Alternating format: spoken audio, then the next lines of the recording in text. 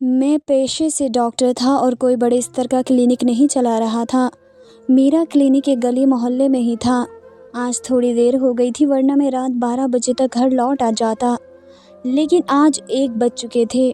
मुझे इतनी देर तक बाहर रहना बिल्कुल पसंद नहीं था। मैंने जल्दी जल्दी बाकी मरीज़ों को देखा और उठ गया। क्लिनिक बंद करके जैसे ही बाहर निकलने लगा तो सामने एक बेहद खूबसूरत लड़की खड़ी थी।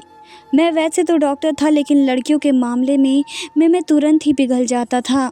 महिलाएं मुझे बहुत आकर्षित करती थी। मैं खुद भी देखने में काफ़ी आकर्षण था।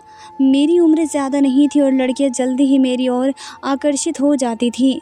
लेकिन आज मेरा दिल डूबता हुआ महसूस हो रहा था, क्योंकि वह लड़की देखने में बेहद खूबसूरत थी। वह अचानक मेरे पास आई और चारों तरफ नज़रें घुमाने के बाद बोलने लगी, डॉक्टर साहब, मुझे आपसे एक ज़रूरी बात करनी है। मैंने उसकी तरफ देखा और सिर हिलाते हुए कहा, जी बोलिए, आपको क्या बात करनी है।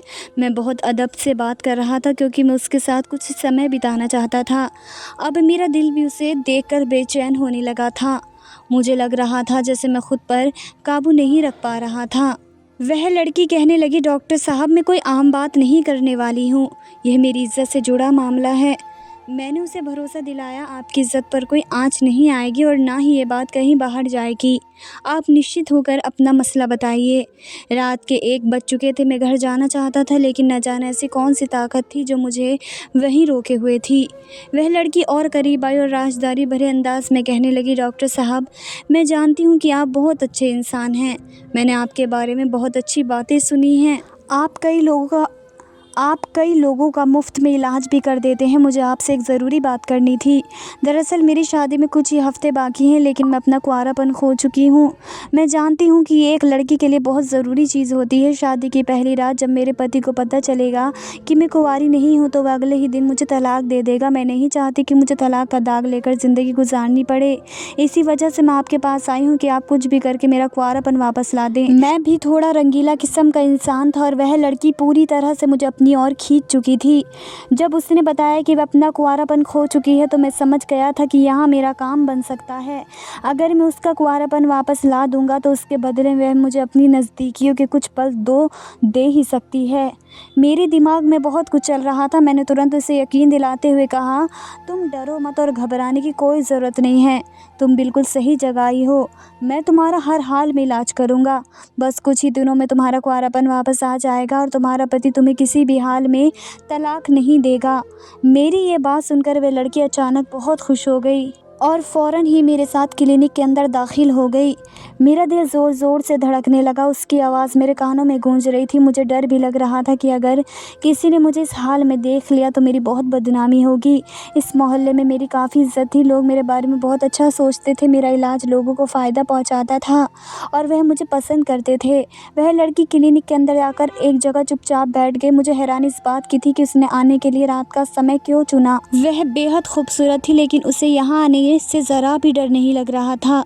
आखिर वे किस काम के लिए आई थी और उसके साथ कोई भी नहीं था। यही बात मुझे सोचने पर मजबूर कर रही थी। सच कहते हैं कि जब एक मर्द और औरत अकेले होते हैं तो उनके बीच तीसरा शैतान होता है, और इस वक्त मुझ पर वह शैतान पूरी तरह हावी हो चुका था। मैं यहाँ मौका गंवाना नहीं चाहता था। मैं उसके पास जाकर बैठ गया और उससे बातचीत करने लगा। मैंने उससे पूछा, तुमने अपना कुंवारापन कैसे खो दिया। वह कहने लगी, शादी से पहले मेरा एक प्रेमी था जिसके साथ मैं बहुत आगे बढ़ चुकी थी। मैंने उसके साथ ताल्लुक़ भी बना लिए थे, लेकिन जब शादी का वक्त आया तो उस कमीने इंसान ने शादी करने से इनकार कर दिया और उल्टा मुझे ही चरित्रहीन कहकर छोड़ दिया। और अचानक मेरे लिए बहुत अच्छे रिश्ते आने शुरू हो गए। मुझे समझ ही नहीं आ रहा था कि ये सब मेरे साथ क्या हो रहा है। उन्हीं दिनों मेरे लिए एक बहुत अच्छा रिश्ता आया, जिसे मेरे माता पिता ने बिना किसी हिचकिचाहट के स्वीकार कर लिया और मेरी शादी उस व्यक्ति से तय कर दी। अब मुझे इस बात की चिंता थी कि अगर उसे पता चल गया कि मेरा कुंवारापन पहले ही समाप्त हो चुका है, तो वह मुझे तलाक देने में सिर्फ कुछ सेकंड लगाएगा। मैं नहीं चाहती कि मेरी ज़िंदगी इस तरह बर्बाद हो। वह लड़की अपनी नज़रें झुकाकर मुझे अपने बारे में सब कुछ बता रही थी मैं कुछ कहता इससे पहले ही वह मुझे कहने लगी, मैं आपको दिखा सकती हूँ कि मेरा कुंवारापन कैसे ख़त्म हुआ। मेरी आंखें अचानक चमक उठी क्योंकि मुझे अपना मकसद पूरा होता हुआ नज़र आ रहा था। मैंने उसकी कहानी में कोई दिलचस्पी नहीं दिखाई, मैं तो बस अपने मौके की तलाश में था। जैसे ही उस लड़की ने कपड़ा हटाया मेरी जान हलक में आ गई। वह लड़की तो मेरे साथ कुछ और ही करने की योजना बना रही थी। जैसे ही उसने कपड़ा हटाया मैं पूरी तरह बर्बाद हो चुका था। उस लड़की ने मेरे साथ क्या किया मुझे खुद नहीं पता था। मैं तो उसके साथ ताल्लुक़ बनाना चाहता था, अपने गलत इरादों को पूरा करना चाहता था, लेकिन आज मुझे इन सभी चीज़ों का जवाब भगवान ने सूद समेत लौटा दिया था। वह लड़की कौन थी ये मुझे समझ नहीं आ रहा था। वह कहाँ से आई थी मैं यह भी नहीं जानता था। उसने मेरी इज़्ज़त को मिट्टी में मिला दिया था। मैं उस लड़की से बदला लेना चाहता था, लेकिन मेरे दिल में खुद एक खोट था। कहीं ना कहीं मैं उसके साथ रिश्ता बनाना चाहता था, लेकिन अब तक मैंने उसे छुआ तक नहीं था। इसके बावजूद उसने मेरे साथ वह कर दिया था जिसके बाद मैं किसी को कुछ बताने लायक भी नहीं रहा। सालों से जिस इज़्ज़त को मैंने इस मोहल्ले में बनाया था वह सब मिट्टी में मिल गई थी। जिन लोगों के बीच में इज़्ज़तदार समझा जाता था उनके दिलों में अब मेरे लिए बस नफ़रत ही बची थी। मेरी बदनामी हर जगह फैल चुकी थी और जिन इज़्ज़तदार लोगों के साथ मैं उठता बैठता था उन तक भी ये सारी बातें पहुंच चुकी थी। मेरी इज़्ज़त पूरी तरह ख़त्म हो चुकी थी और मैं कहीं भी मुंह दिखाने लायक नहीं बचा था। जैसे ही वह लड़की मेरे करीब आई और कुछ कहने लगी, अचानक ही वह ज़ोर-ज़ोर से चीखने चिल्लाने लगी। मैं डर के मारे सहम गया और उस दृश्य को आश्चर्य से देखने लगा। मैं जो अब तक उसके बहुत पास बैठकर उसकी सारी बातें सुन रहा था, घबराकर अपनी जगह से उठा और दूर जाकर बैठ गया। मेरा दिमाग बिल्कुल काम नहीं कर रहा था। वह लड़की तेज़-तेज़ आवाज़ में लगातार चीख रही थी और उसकी चीखों से मैं बुरी तरह घबरा गया था। मुझे समझ नहीं आ रहा था कि उसे अचानक क्या हो गया। मैं डर के मारे कोने में खड़ा हो गया। उसकी चीखें इतनी तेज़ थी कि आसपास के लोग तुरंत ही मेरे क्लिनिक के अंदर भागते हुए आ गए कि आखिर ऐसा क्या हुआ है जिसकी वजह से यहाँ से एक औरत के चीखने की आवाज़ आ रही है। जैसे ही कुछ मर्द मेरे क्लिनिक में दाखिल हुए वह औरत तुरंत ही उनके पीछे जाकर छुप गई और रोते हुए कहने लगी, ये आदमी मेरी इज़्ज़त पर हाथ डाल रहा था। मैं तो यहाँ सिर्फ दवाई लेने आई थी, लेकिन इस आदमी ने मेरे साथ गलत करने की कोशिश की, जबकि मुझे कुछ समझ ही नहीं आ रहा था कि ये सब मेरे साथ अचानक क्या हो गया। मैं तो बस चुपचाप खड़ा था, लेकिन मेरा दिल दर्द से बैठा जा रहा था। मेरे हाथ पाँव डर के मारे काँप रहे थे। मेरा पूरा शरीर थर-थर काँप रहा था, क्योंकि मैं जानता था कि लोगों की नज़रों में मेरा किरदार बहुत अच्छा था, लेकिन यह औरत मुझे सबके सामने बदनाम करने पर तुली हुई थी। तभी एक आदमी गुस्से से भड़कता हुआ बोला, मैंने पहले ही कहा था कि इस बदमाश इंसान को हमारे मोहल्ले से फ़ौरन निकाल देना चाहिए। इसकी नीयत हमारी औरतों के लिए ठीक नहीं है। लेकिन मेरी बात किसी ने नहीं सुनी और आज देखो इस आदमी ने एक मासूम लड़की की इज़्ज़त पर हाथ डालने की कोशिश की है। वह लड़की और भी ज़ोर-ज़ोर से रोते हुए कहने लगी, इस आदमी ने मेरी इज़्ज़त पूरी तरह बर्बाद कर दी है। अब मैं किसी के लायक नहीं रही। हफ्ते भर बाद मेरी शादी है और इस आदमी ने मुझे कहीं का नहीं छोड़ा। वह इतनी ज़ोर से रो रही थी कि मुझे लगा जैसे मैं ज़मीन में धँस जा रहा हूँ। अचानक एक आदमी गुस्से में मेरी तरफ बढ़ा। मैं बुरी तरह हड़बड़ा गया। मैंने खुद को छुड़ाने की कोशिश की, लेकिन वह आदमी काफ़ी ताकतवर था।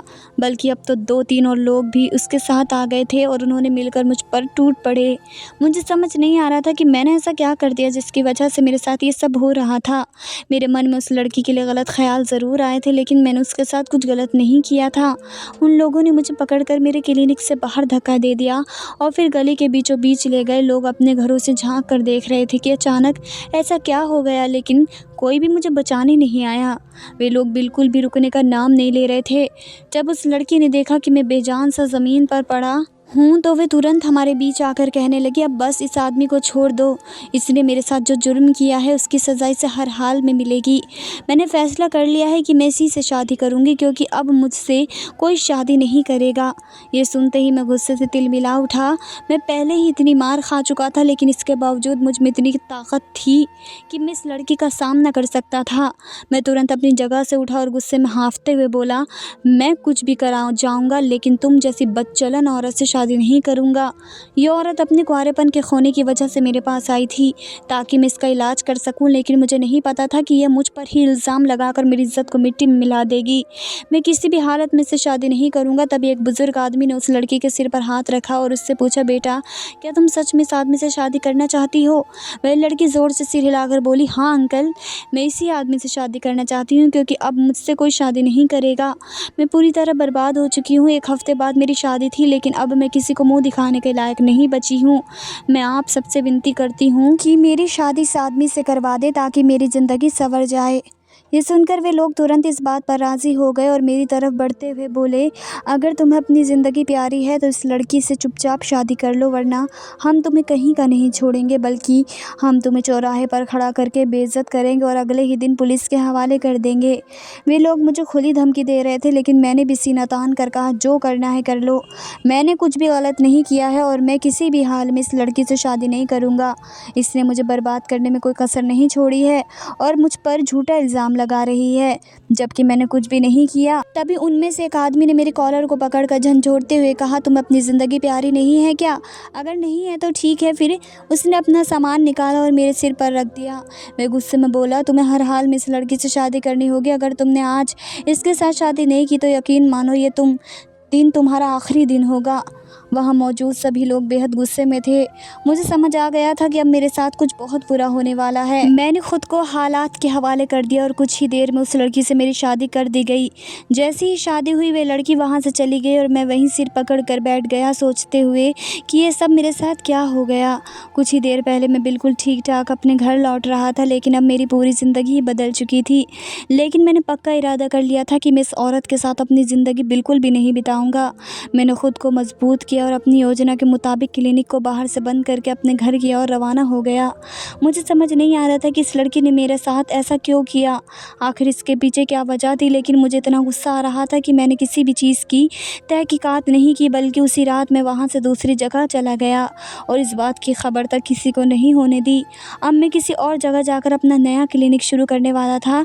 वैसे भी मेरा इरादा पहले से ही दूसरी जगह क्लिनिक खोलने का था, लेकिन जब मुझे इतना बड़ा मौका मिला तो मैंने बिना देर किए खुद को हालात के हवाले कर दिया और वहाँ से चला गया। मुझे नहीं पता था कि उस लड़की के साथ आगे क्या हुआ, वह दोबारा आई या नहीं आई, लेकिन अब मैं किसी भी मुश्किल में नहीं फंसना चाहता था।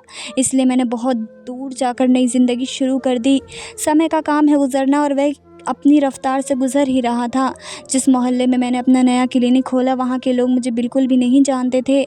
सब मुझसे बहुत इज्जत से पेश आते थे, लेकिन इन सब घटनाओं के बाद मैंने एक चीज़ ज़रूर सीख ली थी, कभी भी किसी औरत पर आँख मूंद कर भरोसा नहीं करना और ना ही उसे इतना हक देना कि वह मेरी ज़िंदगी को बर्बाद कर सके। मैं रात के 11 बजे के बाद अपना क्लिनिक बंद कर देता था ताकि कोई भी मुझ पर गलत इल्ज़ाम ना लगा सके। समय बीतता जा रहा था, लेकिन फिर भी मेरी शादी में मौजूद वह लड़की अक्सर मेरे ख्यालों में आ जाती थी। मैं सोचता था कि उसने मेरे साथ ऐसा क्यों किया, उसने मेरे इतने सालों की इज्जत मिट्टी में क्यों मिला दी, मेरे साथ ही ऐसा क्यों हुआ। लेकिन जो होना होता है वह होकर ही रहता है। इस वजह से मैं खुद को दिलासा देकर मजबूत बना लेता था। अब मेरी उम्र काफ़ी हो चुकी थी। मेरे घर के पास जो मेरी पड़ोसी थी, उसने मेरी अच्छी जान पहचान हो गई थी। वे बहुत अच्छे और नेक दिल इंसान थे और मेरा बहुत ख्याल रखते थे। उनकी बीवी भी मुझसे बहुत प्रभावित थी। दोनों पति पत्नी ने ठान लिया था कि वे मेरी शादी करवा कर ही रहेंगे।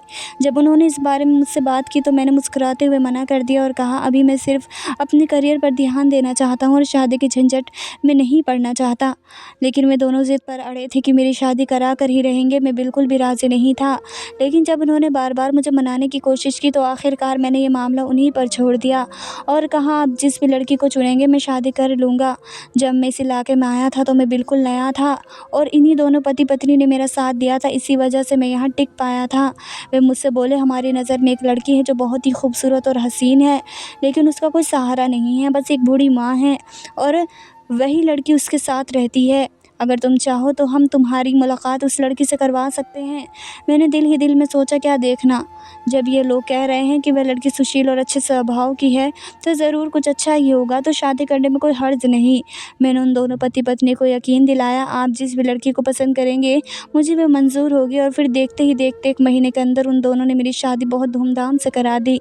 लेकिन मैंने अब तक उस लड़की का चेहरा नहीं देखा था। जब मैं सुहागरात के कमरे में पहुंचा और घूंघट उठाया तो मेरी चीख निकल गई। मेरे सामने कोई और नहीं बल्कि वही क्लिनिक वाली लड़की बैठी थी जिसने कुछ साल पहले मेरी ज़िंदगी पूरी तरह से तबाह कर दी थी। उस लड़की ने मुझे बर्बाद करने में कोई कसर नहीं छोड़ी थी। मैं उससे ऐसे दूर हुआ जैसे अगर मैं उसे छू लूँ तो मुझे कोई गंभीर बीमारी हो जाएगी। मेरे इस तरह पीछे हटने से वह लड़की डर गई, क्योंकि उसे पता था कि मैं कौन हूँ। मैं गुस्से से आग बबूला होकर अपनी जगह से खड़ा हुआ और उससे घुड़ता हुआ तेज़ आवाज़ में बोला, मतलब मेरी शादी एक बार फिर तुमसे ही हुई है? तुम्हारी हिम्मत कैसे हुई मेरी सेज सजाने की? वह लड़की डर के मारे काँपने लगी, क्योंकि उसे पता था कि अब उसका बचना नामुमकिन है। मैंने गुस्से में दहाड़ते हुए कहा, पहले मैं मजबूर था और अपनी जान के डर से तुम्हें अपनाना पड़ा था, लेकिन अब मैं बेबस नहीं हूँ। सुबह होते ही मैं तुम्हें तलाक दूंगा और अपनी ज़िंदगी से निकाल बाहर करूँगा। मैं तुम जैसी बदचलन औरत के साथ अपनी ज़िंदगी नहीं बर्बाद कर सकता। मैं ये कहकर जैसे ही कमरे से बाहर जाने लगा तो उसने मेरे पैर पकड़ लिए। वह मुझसे माफ़ी मांगते हुए कहने लगी, मुझे माफ़ कर दो और मेरा यकीन करो, मैंने जो तुम पर झूठा इल्ज़ाम लगाया था वह पूरी तरह साफ़ कर दिया है। यकीन मानो, तुम्हारे जाते ही मैं खुद भी अपने ज़मीर के कटघरे में खड़ी हो गई थी और मुझे बहुत अजीब महसूस हो रहा था। जब तुमने ये मोहल्ला छोड़ दिया तो मैंने तुरंत सबके सामने जाकर सच्चाई बता दी थी कि मैं वहाँ सिर्फ़ अपने इलाज के बहाने आई थी और मैंने तुम्हें बदनाम कर दिया था। लेकिन यकीन मानो, मैंने ये सब सिर्फ़ पैसों के लिए किया था। मुझे अपने कानों पर यकीन नहीं हो रहा था कि वह लड़की क्या कह रही है। मैंने फिर से पूछा, तुम्हें मुझे समझ नहीं आ रहा, मुझे बदनाम करके तुम्हें क्या मिला? वह कहने लगी, मैं अपनी बूढ़ी माँ के साथ अपने घर में रहती हूँ। एक दिन मैं बैठी थी कि एक आदमी मेरे पास आया और मुझे एक ऑफ़र दिया। उसने कहा कि अगर मैं तुम्हें बदनाम कर दूँ तो वह मुझे बहुत बड़ी रकम देगा। मैंने तुरंत पूछा, वह आदमी कौन था जो तुम्हारे पास आया था? वह कहने लगा, उसका नाम दीपेंद्र था। फिर उसने बताया कि दीपेंद्र ने कहा था कि तुम्हारी उससे कोई दुश्मनी है, जिस वजह से वह तुम्हें सबके सामने बदनाम करना चाहता है। मैं चुप हो गया और सोचने लगा कि आखिर ये दीपेंद्र कौन है जो मेरी ज़िंदगी बर्बाद करना चाहता है। अचानक मेरे दिमाग में एक परछाई आई। दीपेंद्र मेरे चाचा का बेटा था, लेकिन हमेशा मुझसे कमतर महसूस करने की वजह से वह मुझसे बहुत ज़्यादा जलता था और मुझे यकीन नहीं हो रहा था कि एक ही परिवार का होते हुए भी वे मेरे साथ इतनी घिनौनी हरकत कर सकता है। लेकिन उसके बाद मुझे ऐसा लग रहा था जैसे मैं ज़मीन के अंदर धंसती जा रही हूँ। तुम्हारे जाने के बाद मैंने मोहल्ले वालों के सामने जाकर अपनी पूरी सच्चाई उन्हें बता दी थी। जब उन लोगों को ये सब पता चला तो उन्होंने मुझे और मेरी माँ को बहुत गालियाँ दी और हमें वहाँ से निकाल दिया। मैंने तुम्हें बहुत ढूंढा, लेकिन तुम कहीं भी नहीं मिले। मुझे माफ़ कर दो, मैं अपने किए की सज़ा भुगत चुकी हूँ। मुझे ये नहीं करना चाहिए था और अब मुझे अपनी गलती का पूरा एहसास हो गया है। मैं अजीब सी उलझन में था कि आखिर मैं इसका क्या जवाब दूँ। मैं आगे कहने लगी, अगर तुम मुझे तलाक दे दोगे तो मेरी बूढ़ी माँ ये सदमा बर्दाश्त नहीं कर पाएंगी और मर जाएंगी। तुम मुझे तलाक मत दो, मैं चुपचाप तुम्हारे घर में रहकर तुम्हारी सेवा कर लूँगी, लेकिन ईश्वर के लिए मुझे अपनी ज़िंदगी से अलग मत करो। मुझे समझ नहीं आ रहा था कि मैं क्या करूँ। मैं चुपचाप उसकी बातें सुनता रहा और वहाँ से बाहर चला गया। समय बीतता जा रहा था और वह लड़की धीरे धीरे मेरे घर में अपनी जगह बनाती जा रही थी, लेकिन मुझे उससे कोई मतलब नहीं था। जब भी वह मेरे करीब आने की कोशिश करती, मैं उसे डांट कर दूर कर देता, लेकिन आखिर में भी एक मर्द ही था और कब तक अपनी बीवी से दूर रह सकता था। वह लड़की खूबसूरत होने के साथ साथ नेक सीरत भी थी। उसने कुछ ही दिनों में अपने अस्तित्व से मेरे सूने घर को महका दिया था और धीरे धीरे मुझे अपनी ओर आकर्षित कर लिया था। अपनी नेक दिली और अच्छे स्वभाव की वजह से उसने मेरे घर को कुछ ही दिनों में जन्नत बना दिया था। मैं अपना अतीत भूलकर अपने आज की ओर बढ़ गया। दोस्तों, क्या मैंने उस लड़की को अपनाकर सही किया या फिर मुझे उसे तलाक दे देना चाहिए था? अपनी राय कमेंट बॉक्स में ज़रूर साझा करें। अगर आपको ये कहानी पसंद आई हो तो इसे लाइक करें और अपने दोस्तों के साथ शेयर भी करें। ऐसे ही नई दिलचस्प कहानियों के लिए हमारे चैनल को सब्सक्राइब करें। धन्यवाद दोस्तों।